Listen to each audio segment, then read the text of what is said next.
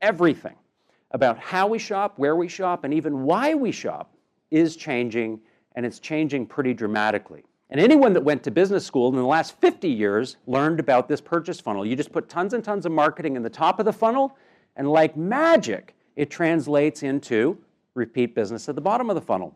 So companies like Procter & Gamble, Johnson & Johnson, Unilever, they perfected this model, and it was all about how deep is your war chest of marketing funds, right? To drive people to your door. But there's a problem with this today. It's broken.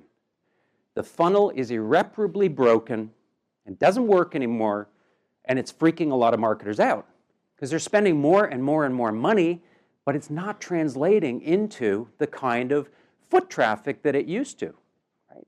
And it's because of this. Now, how many of you, and let's be honest, when you're watching television in the evening, how many of you have your mobile phone, your tablet, or your laptop with you while you're watching television? Raise your hand. Is there anyone who doesn't? Okay, yes, you. Your phone not working? So we are the problem, right? We are the reason that nobody is watching the ads during the Oscars. Nobody's watching the ads during the Grammy Awards. Nielsen had to change the rating system to account for this. They actually did one study where they found during a live broadcast, only 45% of people were actually watching the show during the live broadcast. The other 55% were time shifting it or streaming it or watching it on another device up to 35 days later. Now, do you think those 55% of people were watching the commercials? Of course not, right? So there's 55% of your ad spend gone, invisible. And it's because we have this new universe of technology at our fingertips, this incredible new universe of interactive media in the palm of our hand, right? It's not because we're bad human beings, it's because there are other things that we can do now. So now, the challenge as a marketer is to throw your one message or two messages that you can afford into this fast-moving herd of consumers, none of which have the time, attention, or wherewithal to listen to what you have to say.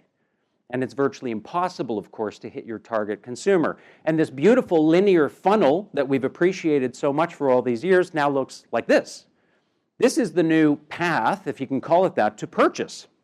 And it can start anywhere, and it can finish anywhere else. You might hear about a brand for the first time because one of your friends on Facebook mentions it.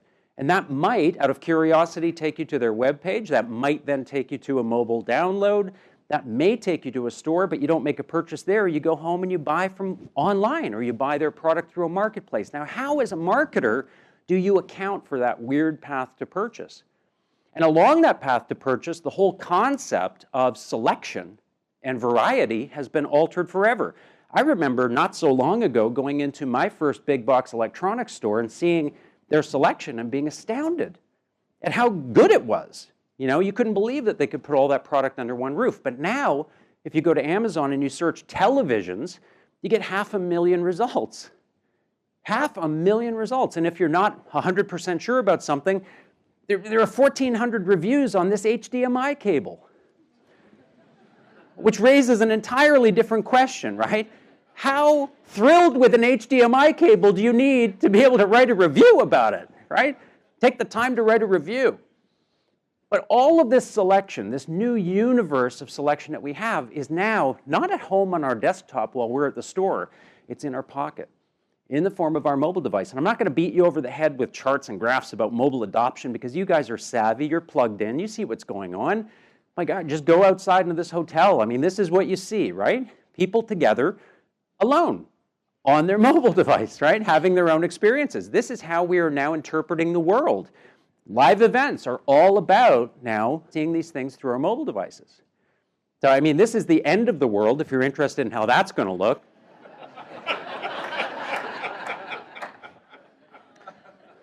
But it's to the point now where Forrester research predicts that 50%, fully 50% of all retail transactions, of all consumption, is going to be affected either directly or indirectly by a mobile device. The mobile device is going to be used somehow within that transaction. And what does this do? For the first time in history, in my belief, for the first time in history, this truly puts the consumer in control. Now, I know we've talked about that before. We've been saying that for years, consumer in control and the consumer has all the power. Well, now they do. Now it's for real because mobile has made that happen, because now the store is everywhere. The store is not where Hudson's Bay says it is.